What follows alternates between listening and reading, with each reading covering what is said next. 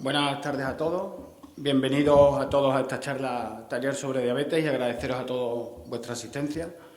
No puedo comenzar la actividad sin antes agradecer la predisposición que han mostrado las tres personas que me acompañan, Guadalupe, José Ramón y Victoria, que sin tener ningún tipo de obligación, pues hoy se quitan un poco de su tiempo para transmitirnos a todos los conocimientos que en el ámbito de la diabetes hoy nos van a transmitir. Son los grandes profesionales sanitarios que son los que verdaderamente ponen en valor nuestro sistema público de salud. Hoy, 14 de noviembre, se celebra el Día Mundial de la Diabetes, motivo por el cual estamos aquí, sabiendo que es una enfermedad que afecta cada día a un mayor porcentaje de nuestra población y que, por lo tanto, consume una gran cantidad de recursos sanitarios. Esta iniciativa parte de ello y es una iniciativa a la que el Ayuntamiento de Calamonte ha querido acompañar, poniendo todos los medios que tenemos a nuestro alcance para que la celebración de la misma fuera posible. Es un compromiso de este Ayuntamiento acompañar, facilitar y celebrar este tipo de iniciativas tan beneficiosas para la población en general, por lo que siempre van a tener cabida y buena acogida por nuestra parte. Sin querer extenderme mucho, solo me queda pediros que os aprovechéis de los conocimientos de Victoria, José Ramón y Guadalupe y que la jornada de esta tarde pues, sea lo más provechosa posible en todos los aspectos. Aquí os dejo con ellos, son los protagonistas de hoy: Guadalupe Cabeza Fernández, médico de atención primaria; José Ramón Montero, médico de atención primaria; y Victoria Collado, educadora en diabetes del Hospital de Mérida. Nada más y que paséis buena tarde.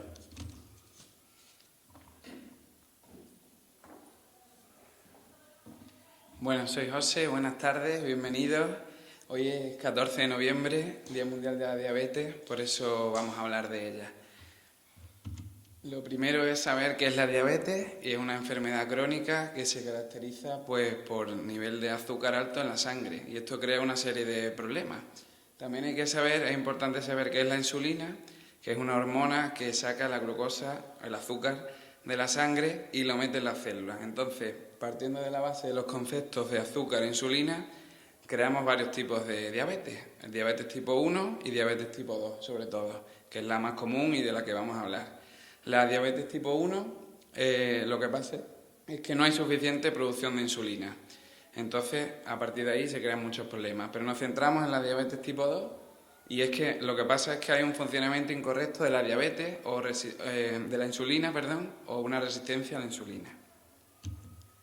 Hay que recalcar, por eso estamos aquí, que la diabetes es una enfermedad muy importante, sobre todo por tres motivos: por la prevalencia, por los factores de riesgo asociados y por las complicaciones. La prevalencia, tenemos que decir que en los últimos 30 años ha aumentado progresivamente el número de casos de diabetes. Esto pasa porque aumentan los factores de riesgo asociados, como el sobrepeso y la obesidad. Las complicaciones que ocurren cuando se acumula durante mucho tiempo el azúcar en la sangre. Y ahí vamos a hablar. Empezamos con las complicaciones cardíacas, cómo afecta la diabetes al corazón. Y empezamos por aquí porque la principal causa de muerte en pacientes diabéticos es la afectación cardíaca, como los infartos, la insuficiencia cardíaca y demás. La diabetes por sí misma ya es un riesgo para el corazón, pero si le sumamos otros factores de riesgo, pues mucho peor, empeoramos la situación. Y estos factores de riesgo pues son conocidos por todos: fumar, el colesterol elevado, la tensión en valores anormalmente elevados, el sobrepeso, el perímetro de cintura elevado y tener en la familia una historia de familia de pacientes diabéticos. Seguimos con las complicaciones renales, cómo afecta la diabetes al riñón. Hay que decir que el riñón es un filtro. Entonces, en pacientes diabéticos que se acumula mucho tiempo el azúcar en la sangre, fallan estos riñones. Y lo que pasa, la consecuencia es que se acumulan líquidos y desechos en la sangre. Hay que decir que hay una pérdida de función precoz, lo que significa que el riñón se deteriora mucho antes de que empiecen los síntomas. Por eso hay que tener cuidado, y estas situaciones las manejamos con análisis de sangre y análisis de orina frecuentemente. Vamos con las complicaciones nerviosas, cómo afecta la diabetes al sistema nervioso. Y lo que ocurre es que el azúcar acumulado en la sangre daña la capa que cubre nuestros nervios. Entonces las consecuencias son que estos nervios dejan de emitir señales nerviosas, o bien las emiten más lentamente, o las emiten en momentos equivocados. Entonces vienen los problemas. Los problemas pueden ser, como vienen ahí, entumecimiento, los dolores punzantes, hormigueo en las extremidades, disfunción sexual y casos de demencia. Es importante recalcar que el sistema nervioso hay que vigilarlo desde el momento en que diagnosticamos la diabetes tipo 2. Eso es bastante importante. ¿Cómo afecta la diabetes a nuestros ojos? Pues sobre todo hablamos de la retina. Hay que decir, para que veáis la importancia de esto, que la afectación de la diabetes a la retina en Estados Unidos constituye la principal causa de ceguera. O sea que hay que tener esto bastante en cuenta, ya que hablamos de una población grande. Cuando se daña la retina, que es un tejido sensible a la luz y lo que hace que veamos bastante bien, se producen síntomas como visión doble, lucecillas o simplemente que vemos en nuestra vista moscas volantes. Si hay aquí alguien miope, como yo, me entenderá. Estas mosquitas volantes que son bastante molestas. Y por último, en cuanto a complicaciones, pues se llama una complicación el pie diabético. Aquí ponemos alguna imagen. Los pacientes diabéticos mal controlados, que no llevan control estricto de todas las medidas que después vamos a hablar, hay unas úlceras que se crean en los pies y si se sigue controlando mal hay un serio peligro de amputación. Y ahora continúa mi compañera Guadalupe.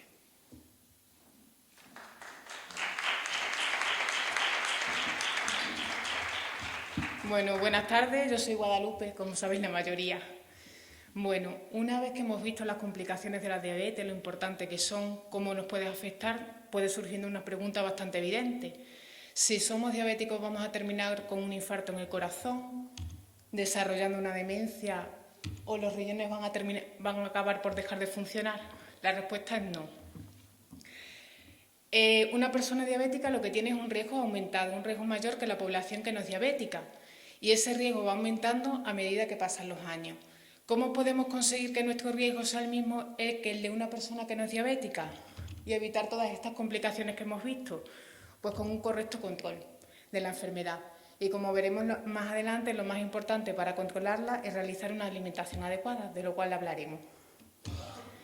Bien, hemos visto lo importante que es la diabetes, lo importante que es diagnosticarla, controlarla, la alimentación, lo importante que va a ser en su control. Entonces, surge también otra pregunta, que es ¿cuándo debemos sospechar que una persona es diabética? Hay una serie de signos que nos pueden indicar que podemos tener el azúcar en sangre alta. Algunos de esos son una sed constante, estamos constantemente bebiendo agua y a pesar de ello seguimos con la boca seca. Como estamos bebiendo mucho, necesitamos ir al baño mucho y orinamos muchísima cantidad. Tenemos muchísima hambre y a pesar de estar comiendo continuamente, no aumentamos de peso, sino que lo disminuimos. Todo ello nos puede hacer sospechar que sufrimos una diabetes. Ante cualquiera de estas situaciones, por leve que sea, deberíamos acudir al médico. Muchas veces acuden a consultas personas que tienen familiares diabéticos y nos comentan, nos hemos hecho una determinación de azúcar en sangre, está un poquito alta, sospecho que soy diabético. ¿Cuándo las determinaciones que nos hacemos en casa, pueden indicar una diabetes? Pues si son mayores de 200 a cualquier hora del día o bien si son mayores de 126 en ayuno. En estas situaciones siempre debemos acudir a nuestro médico de cabecera y completar el estudio con más pruebas, como un análisis de sangre más completo. Bien, hemos hablado de las complicaciones crónicas, como son los infartos, como son las demencias, la disfunción renal, pero hay otra serie de complicaciones que se pueden dar a corto plazo y que son muy graves, que son las hipoglucemias. Muchas veces en consulta nos preguntáis que el azúcar está alta, los controles, que estáis preocupados. El azúcar alta no es tan grave como el azúcar baja. ¿Y cuándo tenemos el azúcar baja? Cuando está menos de 70 y tiene un riesgo de complicación mortal, en segundos además. Los síntomas de una hipoglucemia son muy variables y cabe destacar que en un diabético de larga evolución los síntomas de hipoglucemia son más difíciles de ver. Normalmente cursan con trastornos del estado del ánimo, irritabilidad, dolor de cabeza, visión borrosa y puede llegar incluso a producir una pérdida de conciencia.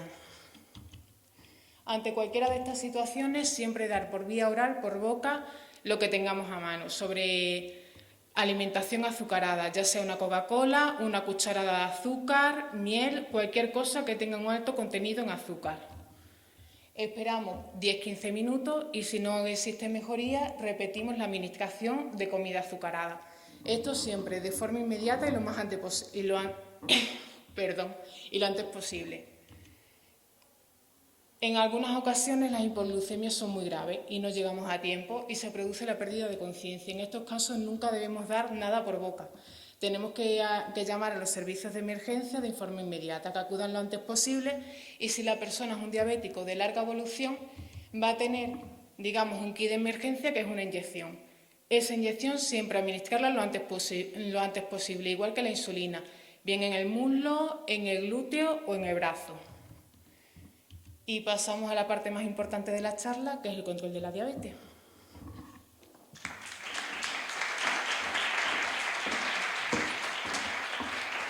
Bueno, yo soy Victoria, me conocéis todos, y soy enfermera y me encargo de la educación del diabético en el Hospital de Mérida, ¿vale?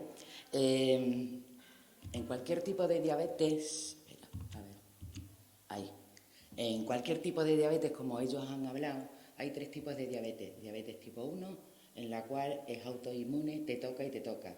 La diabetes tipo 2, que es la del adulto, se considera que se produce a partir de 35 o 40 años y con unos antecedentes. Es decir, normalmente la diabetes tipo 2 suele ser de origen hereditario, salta algunas generaciones, pero aparte de eso va acompañada siempre de un sobrepeso, de un colesterol, de una hipertensión. Es decir, son síntomas que vamos acumulando para dar el diagnóstico más tus analíticas correspondientes para descartar y asegurarnos que es una diabetes tipo 2, ¿vale? Y otro tipo de diabetes es la diabetes gestacional, que como su nombre nos indica, se produce exclusivamente cuando estamos embarazadas, terminan los trastornos hormonales y se restablece todo, ¿vale? Nosotros sí que nos vamos a centrar en la diabetes tipo 2, que se está hablando que es la enfermedad del siglo XXI. Aparte de los antecedentes familiares que tengamos, se está produciendo indudablemente por la mala alimentación, es decir, cada vez comemos más comida basura, no hacemos una dieta mediterránea, que es a lo que se pretende comer, ¿vale? Entonces, los pilares de cualquier tipo de diabetes son 3: alimentación, ejercicio físico y medicación, ¿vale? Con respecto a la alimentación, mira, una cosa súper importante, todos los alimentos en su composición llevan distintos nutrientes. Normalmente los nombramos por el que va con más carga, es decir, cuando hablamos de proteínas, pues siempre nos vamos a referir a carne, pescado y todo lo que le deriva de ahí. Cuando hablamos de fibra, pues ahí nos vamos a ir refiriendo a cualquier tipo de verdura. Es decir, pero sí que tenemos que saber que todos los alimentos en su composición no solamente llevan un nutriente, sino que es un acúmulo de distintos nutrientes. Pero importante y asegurarnos, y ya nos pueden contar lo que nos cuenten, que todos en su composición llevan hidratos de carbono. Hidratos de carbono que entran en el organismo se convierte en azúcares, ¿vale? Con lo cual, cualquier producto que te digan, sin azúcar añadido, para diabéticos, si entra por la boca, lleva azúcar, ¿vale? Y os quede muy claro, si entra por la boca, lleva azúcar. Tan sencillo como desde una pipa, una aceituna, un cacahuete, un trocino de patata, si lo miras, si lo tocas, no te aporta nada. Si te lo entras en la boca, lleva azúcar, ¿vale? Y ahora lo vamos a ir aclarando. Con lo cual, hacemos 3 grandes grupos. En rojo, que tenemos que evitarlos porque son azúcares puros, alimentos que hay que tomarlos, como el semáforo está en ámbar, con moderación, y nosotros los profesionales nos encargamos de marcar la cantidad, aconsejar la cantidad que debemos de tomar en cada momento. Y los están en verde, que los consideramos como libres. Pero os vuelvo a repetir, no significa que no lleven, sino que la mayor parte de los nutrientes puede ser cualquier sustancia que no me influya en la glucosa. Vale, me enteraré para dónde es. Con lo cual, alimentos totalmente prohibidos, los que ya, eso lo sabemos todos y los conocemos: el azúcar, la miel, los embutidos, cualquier tipo de bebidas azucaradas, los caramelos, los helados. Pero aquí surge la pregunta, vamos a ver, ¿por qué nos ponen los productos sin azúcar? ¿Por qué? Porque en el mercado podemos encontrar distintos productos en la cual nos llevan azúcar. Nosotros conocemos el azúcar blanca o el azúcar moreno, el que utilizamos en el azucarero, pero podemos encontrar otros productos que es lo mismo, como es la fructosa, la sacarosa, el manitol, los típicos chicles sin azúcar llevan sorbitol y todos comprobamos que efectivamente ninguno es tan amargo, ¿vale? Es decir, que no podemos decir indudablemente que no lleven azúcar. Legalmente está permitido, ¿por qué? Porque tú eres Ana, yo soy Victoria, distintas, pero tenemos una cosa en común, ¿verdad? Que las dos somos mujeres. Pues eso nos pasa con el azúcar.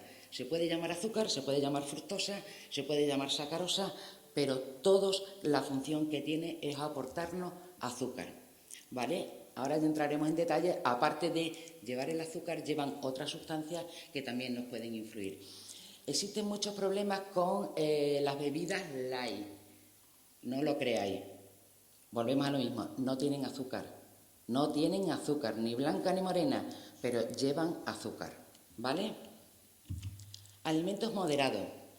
Estos alimentos se considera que hay que tomarlos con moderación porque tienen mucha carga glucémica, es decir, la mayor parte de sus nutrientes son hidratos de carbono. Y os repito, hidratos de carbono que entran en el organismo se convierten en azúcares. Es fácil de sintetizarlo y de apreciarlo fácilmente, como son la fruta, la patata, el arroz, la pasta, el pan y cualquier tipo de legumbre. Por eso os he dado a la entrada una bolsita para que veáis las cantidades que debemos de tomar. Esto es muy relativo, porque depende de la persona, depende de su ejercicio físico, de su actividad, de que se levante a las 8 de la mañana, que se levante a las 12, que se levante a las 6 de la mañana. Es decir, hay que hacerlo de forma muy personalizada, pero en una persona, en un ámbito, un trabajo normal, que no nos vamos a ir ni a un albañil, ni a una persona que esté en el campo, sino me levanto a una hora prudencial, y yo no digo cuál es la prudencial, pues con esas cantidades nosotros hablamos que son 2 raciones de hidratos de carbono. Haceros una idea, que la bolsita que lleváis, sabemos que la legumbre, toda la legumbre, cuando la cocinamos, duplica, es decir, porque absorbe mucha agua. Y el arroz y la pasta triplica, es decir, que veis que es muy poquita cantidad, que eso luego aumenta. Bueno, pues esas bolsitas os están aportando 20 gramos de azúcar. Es decir, muy poquita cantidad os está aportando mucho azúcar. Lo mismo me surge con la patata como con el pan. En el pan se puede comer cualquier tipo de pan. Cualquier tipo de pan. Me da igual que sea el pan blanco, que el pan con fibra, que el pan con semilla. Únicamente tenemos que saber las cantidades. Sí que tenéis que tener en cuenta que todos los panes preparados, tipo pan de molde, los colines, los pan toa, todos esos tipos de panes, aparte de llevar el harina, llevan azúcares. Y quien no ha probado el pan de molde, que no es dulzón. Es decir, con lo cual me permite menos cantidad. Todos estos productos ya por ley vienen con un etiquetado. Pues indudablemente habrá que ver en la cantidad de gramos que te indican, la cantidad de hidratos de carbono que me está aportando, ¿vale? Tendríamos que hacer una regla de 3. Si a tantos gramos, a 100 gramos me corresponden, son 40 gramos y yo me tengo que comer 20, pues ya sé que me tendré que tomar 50 gramos de pan. Es decir, todo eso va en relación a las cantidades que debemos de tomar cada persona, porque no se puede hacer de una forma generalizada, ¿vale? Porque los hidratos de carbono, sean de la forma que sean en forma de legumbre, sean en forma de fruta, de patata, de cualquier forma, son los encargados de darnos la energía. Verá, a mí me gusta mucho trabajar con ejemplos y os digo, imaginaros que yo soy un coche, ¿vale? Puedo tener una rueda estupenda, muchas gracias Andrés, unas ruedas estupendas, una marca, puedo tener miles de historias, pero si no le pongo gasolina, que en este caso son los hidratos de carbono, el coche no anda, ¿verdad? Efectivamente, pero tengo que ir sabiendo la cantidad que me corresponde en cada momento para que el depósito no se me vierta. Es decir, si yo necesito ir de Calamonte a Mérida y necesito 10 euros de gasolina, pues porque es lo que voy a gastar. Si le pongo 100 euros, el depósito se va a verter, pero no va a ser la misma cantidad que yo necesite si tengo que ir a Badajoz. Es decir, tendré que ir suministrando según las necesidades que yo vaya teniendo, pero siempre van a ser hidratos de carbono de absorción lenta. Es decir, todo lo que mastique, porque los puedes encontrar en absorción rápida, que es, como decía Lupe, pues para salvar una hipoglucemia, que lo que necesito es subir la glucemia lo antes posible, ¿vale? Perdonadme que tengo la boca seca.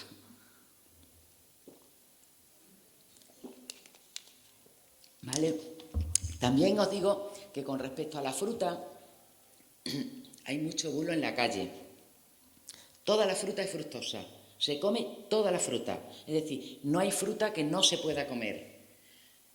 Hay el bulo, la vecina, la del segundo, la del quinto, la sandía y el melón no se come. ¿Por qué? Si es fructosa igual que otro. Pues simplemente el melón y la sandía son las piezas de fruta que más cantidad te permiten. ¿Por qué? Porque son las que más agua. ¿Qué pasa? Que nosotros, como buenos extremeños, y si digo como caramonteños, nos comemos una tajada, ¿vale? Y hay que comerse una tajadita, ¿vale? Es decir, si tomo uva, pues tendré que tomarme 4 bagos de uva, que es lo que me corresponden, para saber la cantidad de azúcar que me va a ir aportando.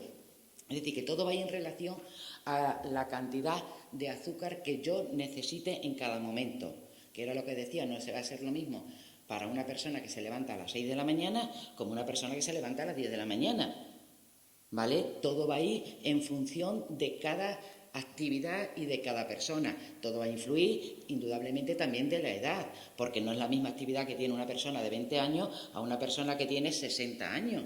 Es decir, no se puede hacer de forma generalizada, sino tenemos que hacerlo un poco de forma individualizada a cada persona según las necesidades, ¿vale? Luego tenemos los alimentos que consideramos como libres, sin olvidarnos, alimentos libres, es decir, la mayor parte de los nutrientes, en el caso de la carne y el pescado, son proteínas, pero también sabemos que llevan grasa, que llevan minerales, que llevan agua, pero la mayor parte es proteína, por eso la nombramos como diciendo carne y pescado proteína, pero no os olvidéis que también llevan hidratos de carbono. Cuando compramos cualquier tipo de pescado decimos de ración. ¿Cuánto pesa un pescado de ración? 250, 300, efectivamente, de ración, de hidratos de carbono, 10 gramos de azúcar.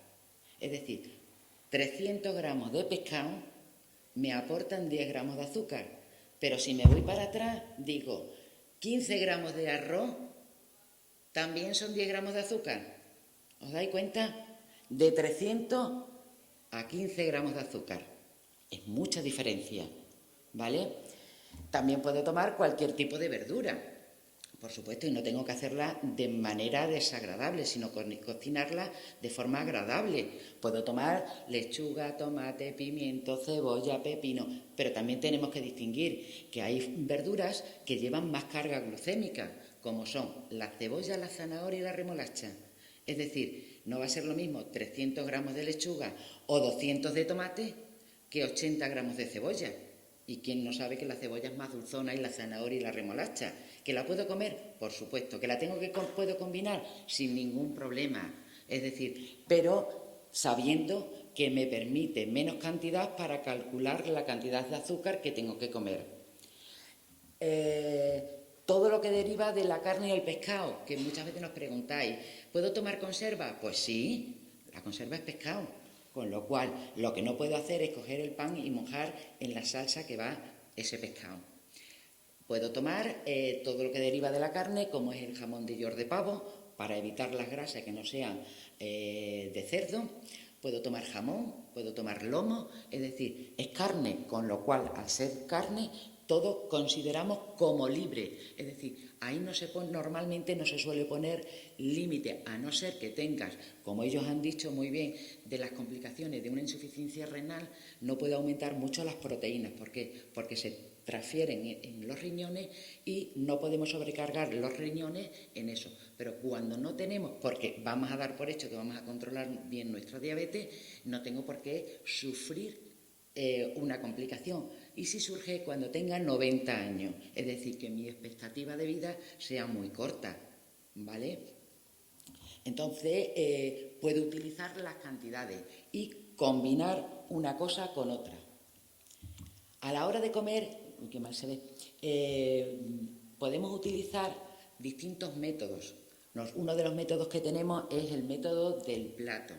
Normalmente se calcula que una persona para una actividad normal debe consumir al día sobre un 50-55% de hidratos de carbono, entre un 20 y un 25 de proteínas y de verdura para hacer el 100%.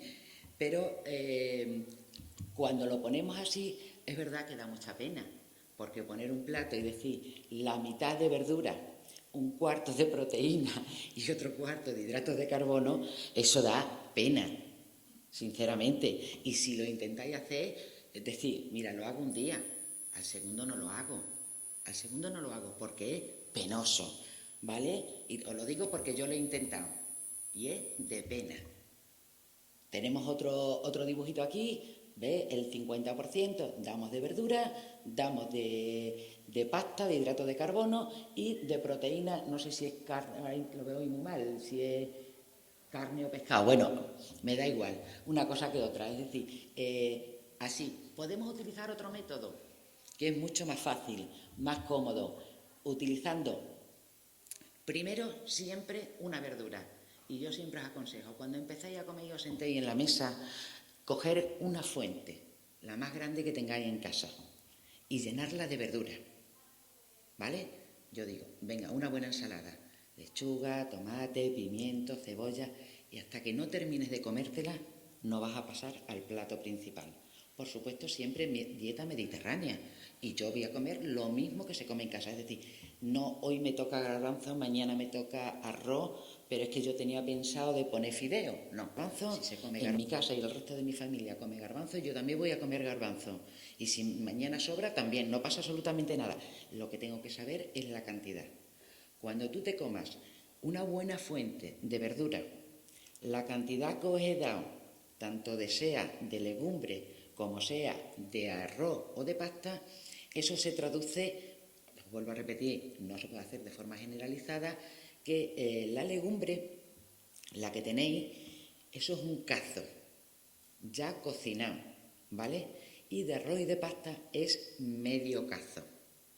Pero ¿qué hacemos? Introducir primero las verduras, lo primero, porque te va a calmar la ansiedad con la que llegas a comer. Lo segundo, cuando empiezas a ingerir los hidratos de carbono, toda la fibra que tiene la verdura la va a envolver y va a enlentecer el paso de la glucosa a sangre.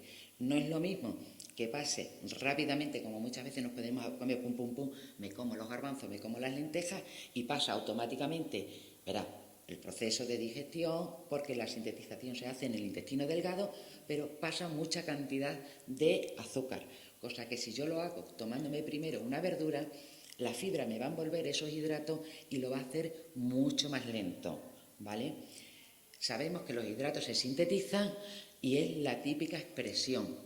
El arroz y la pasta es muy desmayona. ¿Por qué?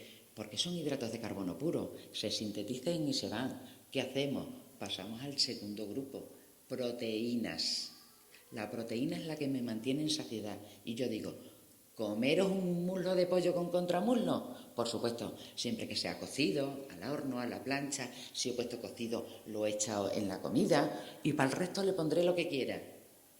Sigo teniendo ganas de comer y siempre tienes ahí tu queso blanco, tienes tu jamón de York, tienes tu jamón, tienes tu lomo. Que me diga a mí alguien si se queda así con hambre. Me apuesto con los que estáis aquí que ninguno soy capaz de comeros eso. ¿Qué pasa? Que comemos al revés. Es decir, comemos siempre mucha cantidad de hidratos de carbono y nos olvidamos realmente de lo que es comer verduras y comer proteínas. Y yo digo, cambiáis así, es totalmente distinto. ¿Por qué? Porque introduzco todos los nutrientes necesarios que necesitamos para mantenernos, para vivir. Es decir, partir de que en cualquier comida vamos a tomar verduras, vamos a comer hidratos, vamos a comer proteínas. Por supuesto, tu pan y tu fruta. Es decir, tienes que introducir las vitaminas que te aportan la fruta también. No hay persona humana que sea capaz. Yo, con los años que llevo de experiencia, sí, por supuesto, si me pongo un platino de verduras, te aseguro yo que sí tienes hambre. No es que me comí un filetino de pechuga. Claro que tengo hambre. Tú cómete una buena ensalada, cómete un cazo de garbanzo, cómete un muslo con contramuslo. Todo lo que deriva de la proteína si tienes hambre. Tu pan y tu fruta, no tienes ganas de comer más y te mantienes hasta la siguiente ingesta. Es decir, lo que hay que cambiar es el estilo a la hora de comer, pero si no, yo hago una dieta mediterránea exactamente lo mismo que comemos el resto de la familia, ¿vale? Lo siguiente, en la diabetes, ejercicio físico, ¿vale? Yo os pongo ahí simplemente una zapatilla y caminar. No hace falta irse a un gimnasio, ni apuntarse a hacer historia. Tened en cuenta que el día a día nosotros nos encontramos con pacientes que tienen 60 años, nos encontramos con 30, nos encontramos con 80. Es decir, todo va de forma muy personalizada, simplemente con caminar, no necesitamos nada más. Y vuelvo a repetir, si es una persona que está en el campo, bastante tiene ya en el campo, como para que yo la mande otra vez a andar. Vamos, es que no va a ir, eso lo tengo muy claro. Es decir, un poco en función de las actividades que vamos teniendo, pero simplemente con caminar 3-4 días a la semana, entre media hora y 3/4 de hora, es suficiente. Ten en cuenta que cuando yo voy a caminar, lo que estoy haciendo es favorecer que entre esa glucosa dentro de la célula y la estoy consumiendo, porque están entrando los hidratos y la gasolina la estoy consumiendo, no es otra historia. Y si lo hacemos indudablemente después, aunque sean 15-20 minutos después de cada comida, es que está un tiempo muy malo, coge el pasillo arriba, pasillo abajo.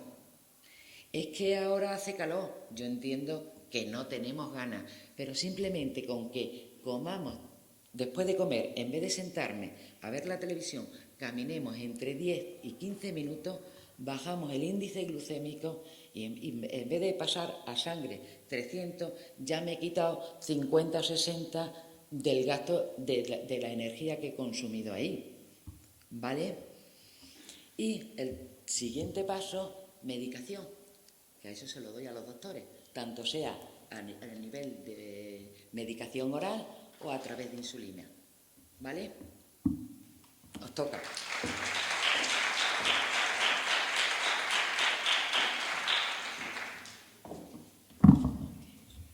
Bueno, de la medicación decir solamente que es algo complementario a la dieta y el ejercicio, que la medicación es individual para cada persona, no debemos comparar nuestra medicación con la de otros diabéticos porque no tiene nada que ver. Cada medicación se adapta a las necesidades y es un complemento. Si no hacemos dieta y no hacemos deporte, la medicación no sirve absolutamente para nada.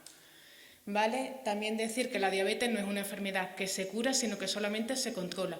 Por muy bien que tengamos el azúcar, aunque nos hagamos nuestros controles en casa, la medicación nunca hay que abandonarla. Es algo que vamos a tener de por vida.